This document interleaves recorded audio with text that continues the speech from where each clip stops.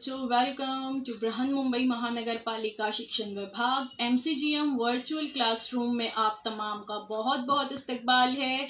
और जैसे कि आपको पता है कि स्कूल्स हमारे फिलवक्त बंद है, लेकिन तालीम का सिलसिला रुका नहीं है, थमा नहीं है। और जो है हम आपके सामने रोज़ बरोज़ जो है नए नए लेक्चर्स के साथ जो है हाजिर होते हैं। तो वैसे ही आज का हमारा एक नया इंटरेस्टिंग सेशन लेकर हम आए हैं आपके साथ, और मैं हूँ आपकी मौलमा शेख ज़रीन सबा।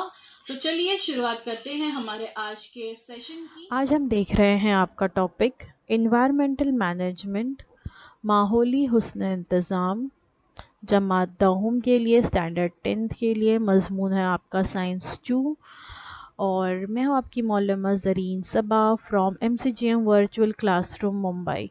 तो बच्चों, आज जो है हम ये नया सबक शुरू कर रहे हैं। ये इसका पार्ट 1 है और इसके बाद मज़ीद इसके कुछ पार्ट्स जो है बनाए जाएंगे। अलग अलग पार्ट्स में वीडियो जो है मैं अपलोड करती जाऊंगी। तो आज जो है हम इसकी शुरुआत कर रहे हैं और ये इसका पहला हिस्सा है। मैं हूँ आपकी मौलमा ज़रीन सबा और जैसे कि आपको पता है स्कूल्स बंद है, लेकिन तालीम का सिलसिला जारी व सारी रहे, इसलिए हम हर दिन एक नए वीडियो के साथ आपके सामने हाजिर होते हैं। माहौली निज़ाम से क्या मुराद है? आपकी किताब में सबक की शुरुआत में बतौर इयादा कुछ सवालात दिए गए हैं, क्योंकि ये जो चैप्टर आज हम पढ़ रहे हैं इन्वायरमेंटल मैनेजमेंट, बिल्कुल ऐसा ही एक चैप्टर आप 9वीं जमात में भी पढ़ चुके हैं, जिसमें आपने इकोसिस्टम के बारे में कि इकोसिस्टम क्या होता है और माहौली निज़ाम किसे कहते हैं, ये सब आप पढ़ चुके हैं। तो इसलिए इसका एक रिवीजन लेते हैं और आगे बढ़ते हैं। तो सवाल दिया हुआ है कि माहौली निज़ाम से क्या मुराद है। तो what is an ecosystem? System किसे कहा जाता है, निज़ाम किसे कहते हैं, पहले ये समझते हैं। Regularly interacting and interdependent components forming a unified whole।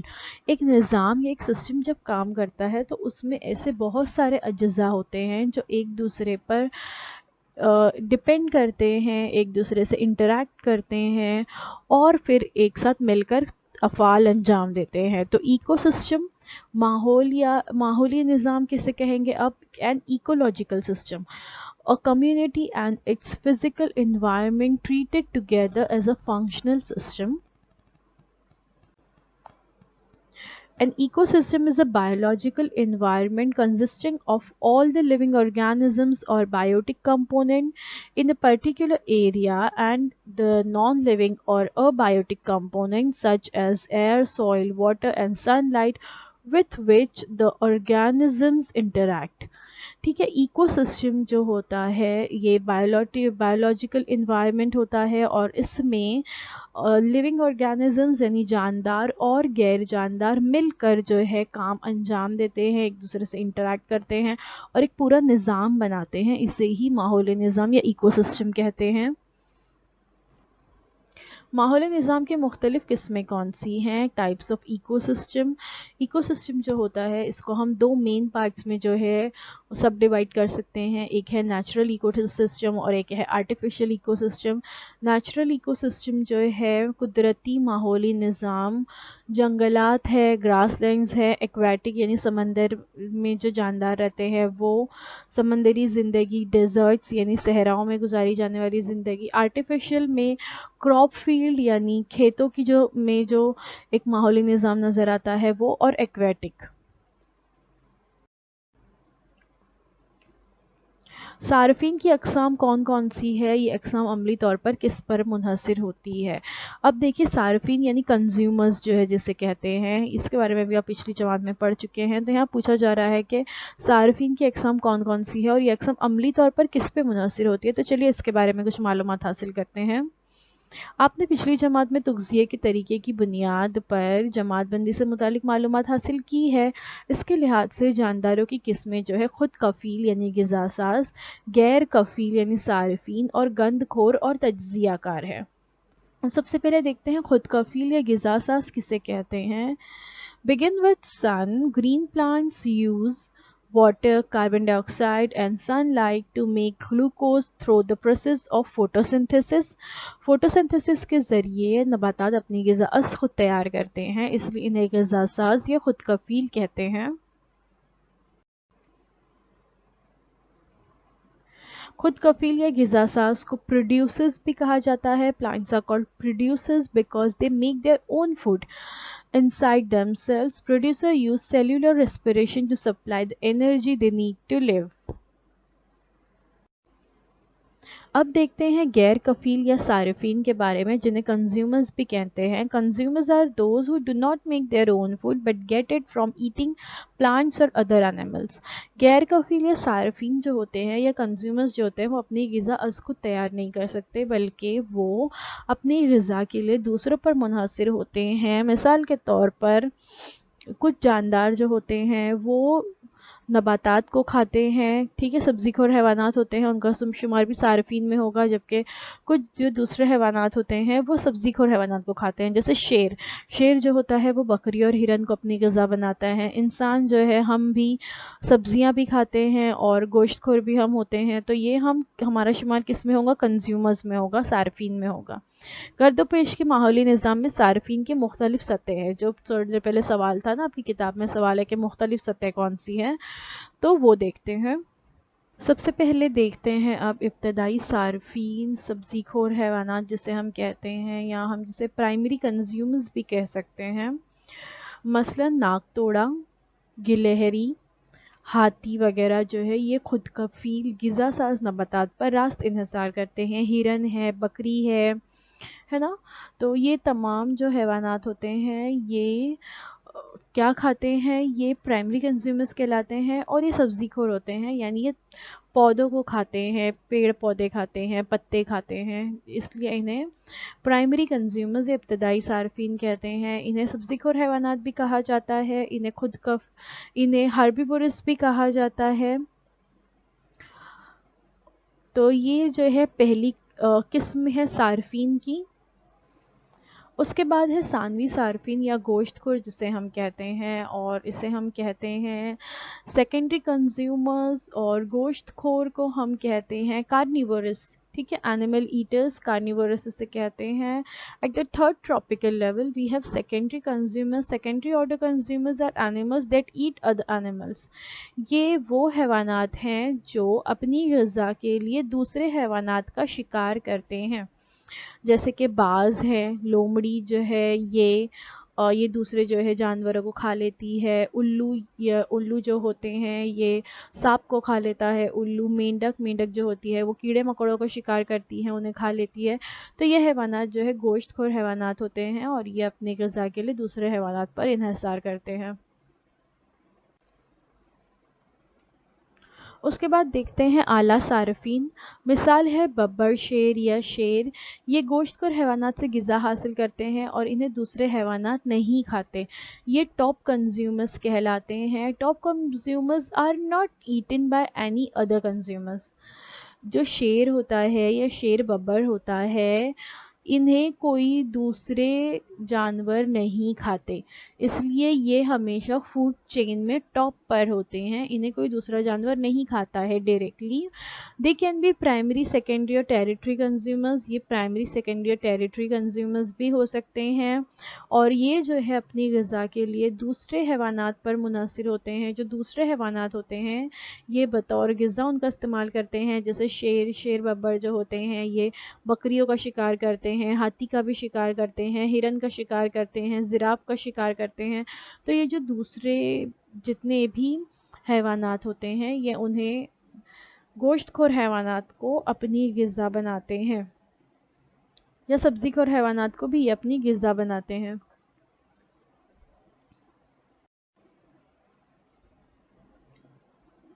हमाखोर मसलन इंसान, रीछ, ये सब्ज़ीखोर गोश्तखोर दोनों होते हैं. ये सब्ज़ी और गोश्त दोनों का इस्तेमाल जो है ग़िज़ा के तौर पर करते हैं. इन्हें ओमनिवोरस कहा जाता है. Omnivorous some animals such as bears eat both plants and other animals. They are both herbivores as well as carnivorous. They are called omnivorous. Examples human being, bear etcetera.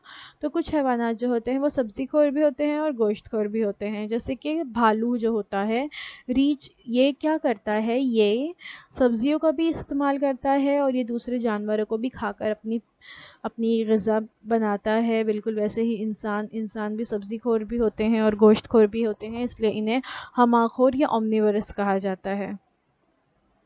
तजज़िया car या decomposers जिसे कहा जाता है, ये जो होते हैं they break down remains of dead organisms, they play very important role in ecosystem. This decomposers include worms, bacteria, fungi and some insects, mushrooms वगैरह। ये तमाम जो होते हैं ये हमारे माहौली निज़ाम में बहुत अहम रोल अदा करते हैं। देखिए, अगर जब इंसान मर जाते हैं तो उन्हें मिट्टी में दफन कर दिया जाता है, बिल्कुल वैसे ही जानदार जब ख़त्म हो जाते हैं तो आपने देखा होगा कि दूसरे जानदार उस पर मिट्टी डाल देते हैं, है ना। तो ये मिट्टी क्यों डालते हैं वो आपको पता है? ताकि मिट्टी में मिलने के बाद वो जो हैवानात या जानवर जो मर गए हैं, जो तजज़िया कार होते हैं, कीड़े मकोड़े होते हैं, डिकम्पोजर्स होते हैं, वो उनको अपनी ग़िज़ा बना लेते हैं और इस तरह से वो जो भी मुर्दा अजसाम होते हैं वो ख़त्म होते हैं, धीरे धीरे धीरे जो है वो सड़ गल जाते हैं और ज़मीन का हिस्सा बन जाते हैं। तो इस तरह से तजज़िया कार जो होते हैं वो बहुत अहम रोल अदा करते हैं, वरना अगर डिकम्पोजर्स ना हो तो हम तसव्वुर भी नहीं कर सकते कि हमारी ज़मीन पर जो है मुर्दा अजसाम, जो लोग मर जाते हैं, जो जानवर मर जाते हैं, उनका ढेर लग जाएगा और मुख्तलिफ़ किस्म की बीमारियां और बदबू फैल सकती है ना। तो अल्लाह ताला ने कितना अच्छा निज़ाम बनाया है कि उससे हमें तकलीफ़ ना हो, इसलिए तजज़िया कार डिकम्पोजर्स मौजूद होते हैं जो उस बॉडी को जो है तजज़िया करते हैं और उसके कुछ हिस्सों को वो अपनी ग़िज़ा बनाते हैं और बाकी हिस्से जो है ज़मीन में मिल जाते हैं। अब हम देखते हैं ग़िज़ाई ज़ंजीर और ग़िज़ाई जाल के बारे में। सबसे पहले देखते हैं ग़िज़ाई ज़ंजीर। ग़िज़ा साज, सारिफ और तजज़िया कार में मुस्तकिल बाहमी तामुल जारी रहता है। इस तामुल की एक तरतीब होती है और इसे ग़िज़ाई ज़ंजीर कहते हैं। हर ज़ंजीर में ऐसी 4 से 5 या ज़ायद कड़ियाँ भी पाई जाती हैं। बाकायदा से एक फूड की चेन बनती जाती है, जैसे नबातात अपनी ग़िज़ा खुद तैयार करते हैं, ठीक है, सूरज की रोशनी की मदद से।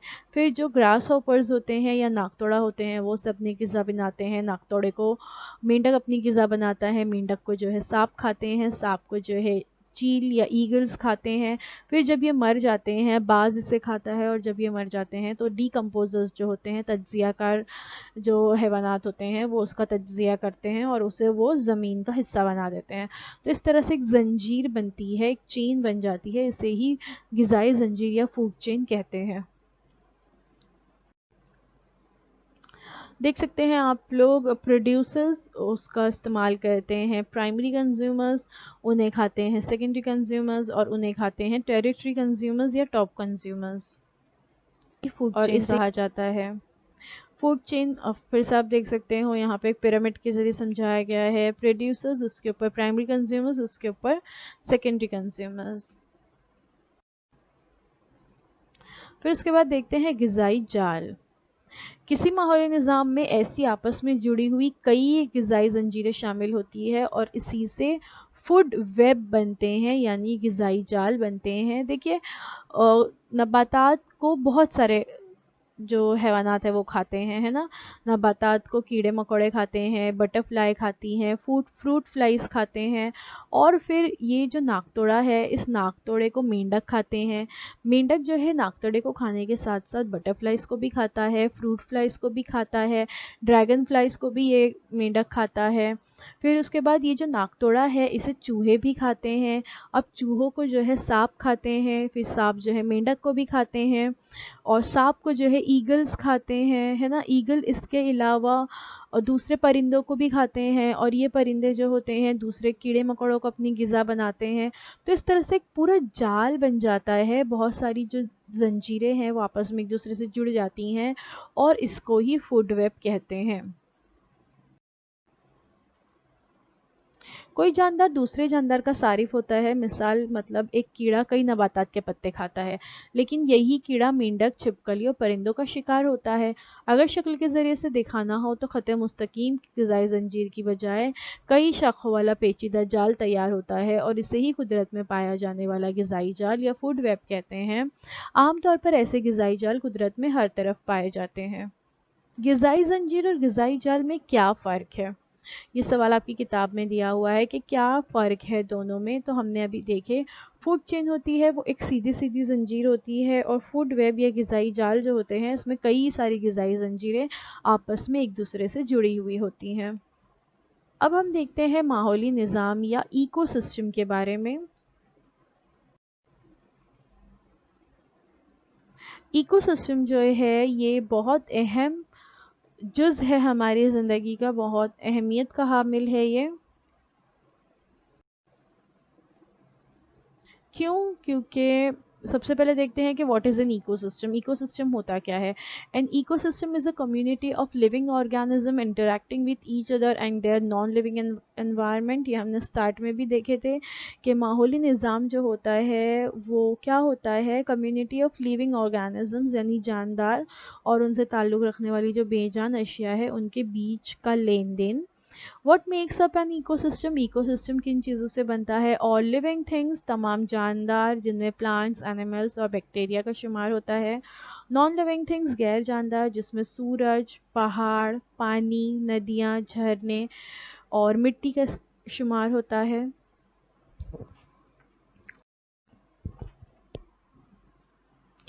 ایکو سسٹم جاندار اور غیر جاندار اجزاء اور ان کے باہمی عمل سے مل کر ماحولی نظام تیار ہوتا ہے. ماحولی نظام میں ہر جز کا کردار اہم ہوتا ہے. غذا تیار کرنے والی نباتات مفید ہوتی ہے. ان کو استعمال کرنے والے ہرن، بکری، بھیڑ، گائے، بھینس، گھوڑے، اونٹ جیسے سبزی خور حیوانات کی بھی اپنی اہمیت ہوتی ہے. سبزی خور حیوانات کی آبادی جو ہے توقع سے زیادہ بڑھنے نہ دینے کے لیے شیر ببر جیسے شکاری جانور بھی اتنے ہی اہم ہوتے ہیں، کیونکہ سبزی خور حیوانات کو شیر ببر جو ہے یا شیر اپنی غذا بنا لیتا ہے. کبھی کبھی آپ یہ سوچتے ہوں گے کہ قدرت میں پائے جانے والے لاروے، گندی جگہوں پر پائے جانے والے جراثیم، دیمک، گوبر کے کیڑے کیا یہ بھی مفید ہوتے ہیں؟ لیکن یہ جاندار گندے لگیں گے تب بھی یہ بہت اہم ہے. وہ خصوصی طور پر ہمارے ماحول کی صفائی کرتے ہیں. میں نے ابھی بتائی نا کہ جو ڈی کمپوزرز ہوتے ہیں، تجزیہ کار ہوتے ہیں، جس میں جراثیم، دیمک، کیڑے مکوڑے، بیکٹیریا، فنگس وغیرہ کا شمار ہوتا ہے. تو یہ جو ہوتے ہیں، یہ جو مردہ اجسام ہوتے ہیں حیوانات کے، ان کو اپنی غذا بنا لیتے ہیں اور اس طرح سے ماحول کو یہ صاف ستھرا رکھنے میں مدد کرتے ہیں. یعنی ہمارے اطراف میں رہنے والے ان اجزاء کی وجہ سے ہی ہمارا وجود قائم ہے. اسی لیے ہمیں تمام اجزاء کا خیال رکھنا چاہیے. اس کا مطلب ہے ہمارے اطراف یہ جو تمام اجزاء ہیں، سورج کی روشنی ہے، نباتات ہے، پیڑ پودے ہیں، حیوانات ہیں، سبزی خور حیوانات ہیں، گوشت خور حیوانات ہیں، تجزیہ کار حیوانات ہیں، ہمہ خور حیوانات ہیں، یہ تمام سے مل کر ہمارا ماحولی نظام بنتا ہے. اور یہ جو ہے تمام اجزاء جو ہیں ماحولی نظام کے، یہ اپنی اپنی جگہ پر بہت اہمیت رکھتے ہیں. اس لیے ہمیں ان تمام اجزاء کا خیال رکھنا چاہیے. بحث کیجئے ایک جاندار دوسرے جاندار کی غذا ہے.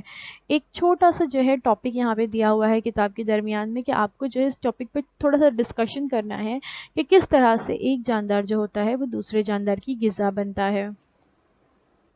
ذرا سوچئے، سال ہر سال سے جنگلات میں پتوں کا کچرا، ٹوٹے ہوئے درخت وغیرہ نیز گاؤں کے اطراف میں مردہ جانوروں کے سڑنے گڑنے کا عمل اگر نہیں ہوتا تو کیا ہوتا؟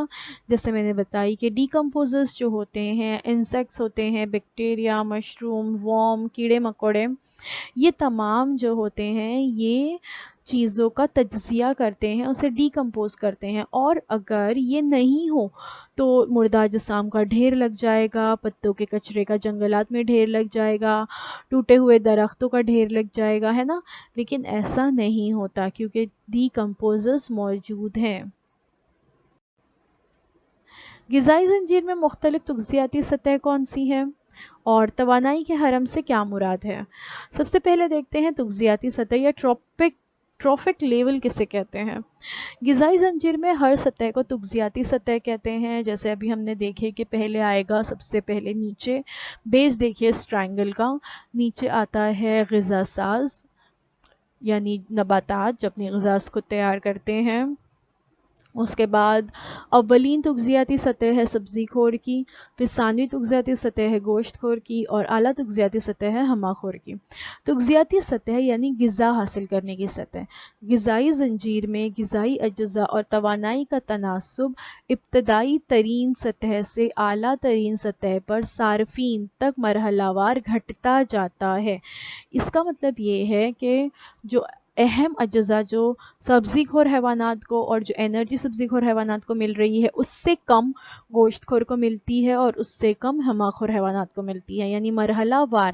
جیسے ہم ٹرائنگل میں نیچے سے اوپر تک جاتے ہیں تو ٹرائنگل چھوٹا ہوتا جاتا ہے نا، بالکل ویسے ہی توانائی اور غذائی اجزاء کا تناسب کم ہوتا جاتا ہے۔ نیچے جو ہے تناسب زیادہ ہے، جیسے جیسے اوپر ہوتے جائیں گے تناسب کم ہوتا جائے گا۔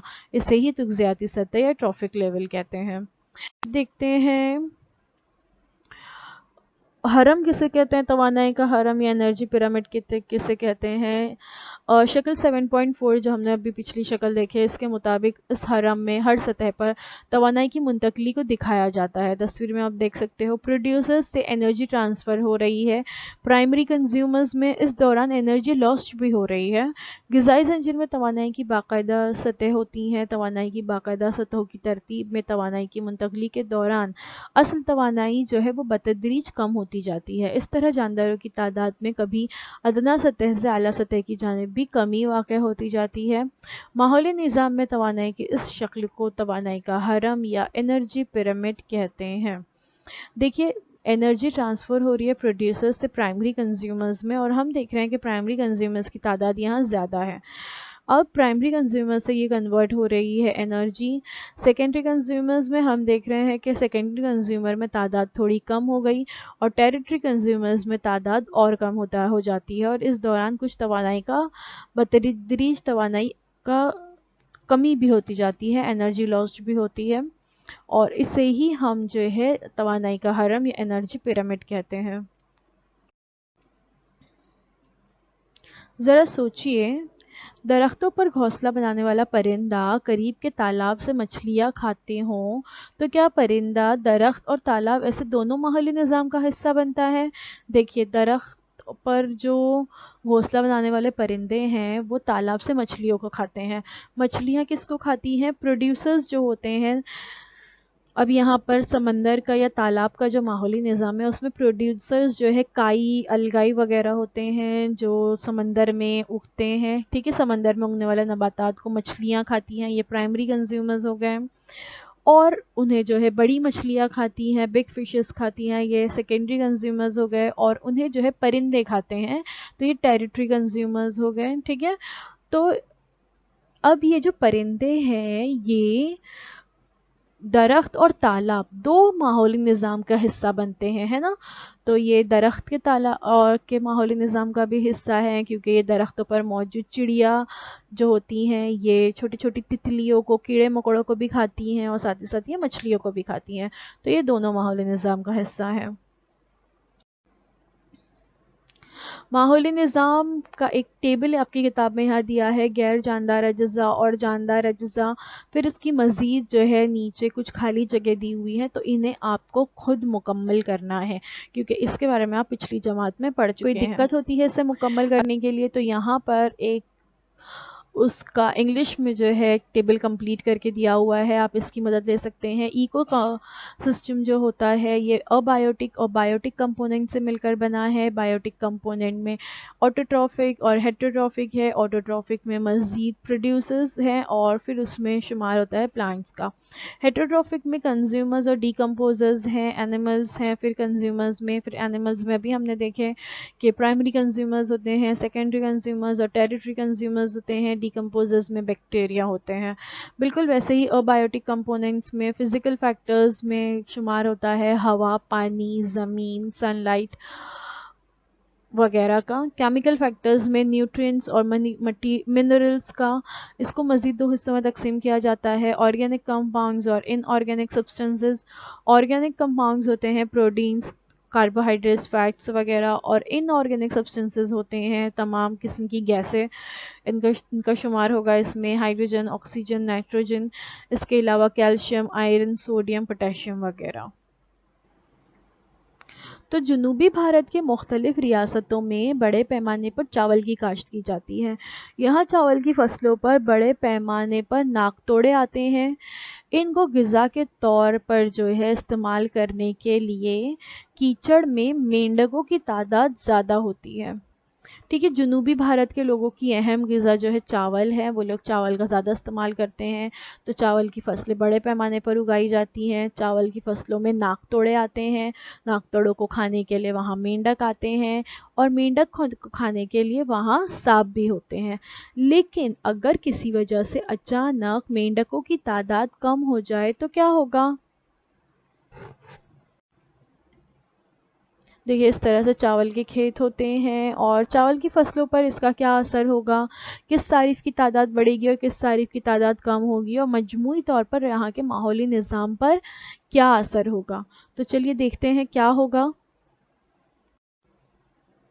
What will be the effect on paddy crop؟ چاول کی فصل پہ کیا اثر ہوگا؟ If the population of frogs declines, then there will be rise in population of grasshoppers.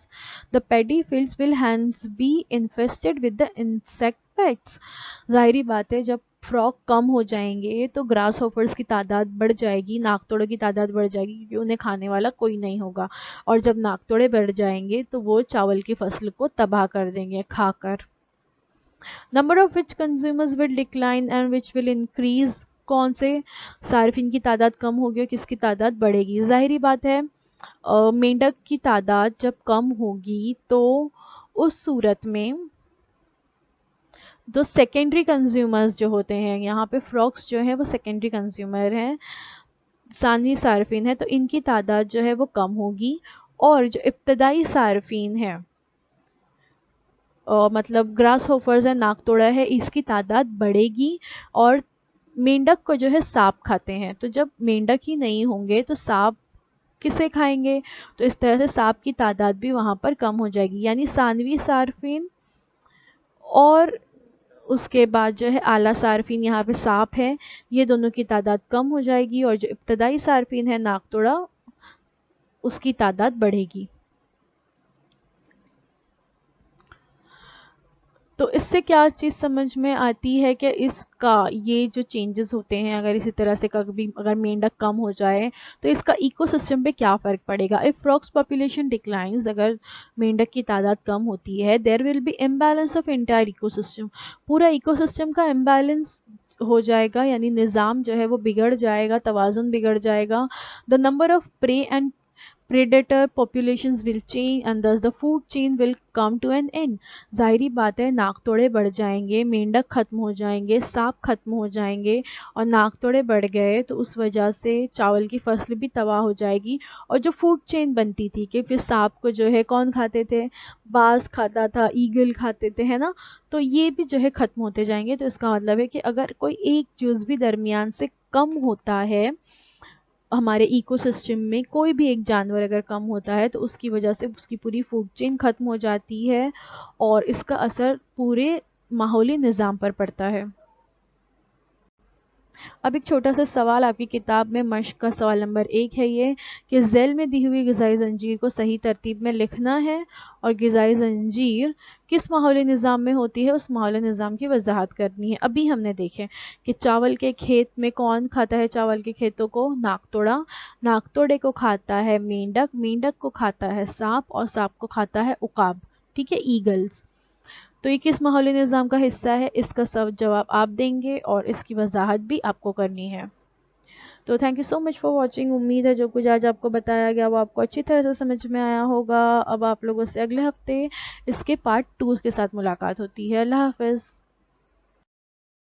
اگر آپ کو ہمارا یہ ویڈیو اچھا لگا ہے تو پلیز ہمارے ویڈیو کو لائک کرنا نہ بھولیں۔ لائک کرنے کے بعد پلیز شیئر دا ویڈیو اپنے ساتھیوں کے ساتھ، ہمارے چینل کو شیئر کیجئے، ہمارے اس ویڈیو کو شیئر کیجئے، اور آگے بھی آپ کو ہمارے تمام نوٹیفیکیشن اسی طرح سے ملتے رہیں، اس لیے ہمارے چینل کو سبسکرائب کرنا نہ بھولیں۔ سبسکرائب کرنے کے بعد press the bell icon to get all the notifications. اللہ حافظ۔ تو بچوں مجھے امید ہے جو کچھ آج آپ کو پڑھایا گیا وہ آپ کو اچھی طرح سے سمجھ میں آیا ہوگا، اور اگر آپ کو نہیں سمجھ میں آیا ہے تو ہمارا یہ ویڈیو یوٹیوب پر بھی اویلیبل ہے، آپ اسے دوبارہ سے جو ہے دیکھ سکتے ہیں، اور اپنے ساتھ جو ہے اپنی ٹیکسٹ بک ضرور رکھیے تاکہ آپ کو جو ہے تمام پوائنٹس اچھی طرح سے سمجھ میں آئے۔ تو اب آپ لوگوں سے انشاءاللہ اگلے ہفتے ایک نئے ویڈیو میں ملاقات ہوتی ہے۔ اللہ حافظ۔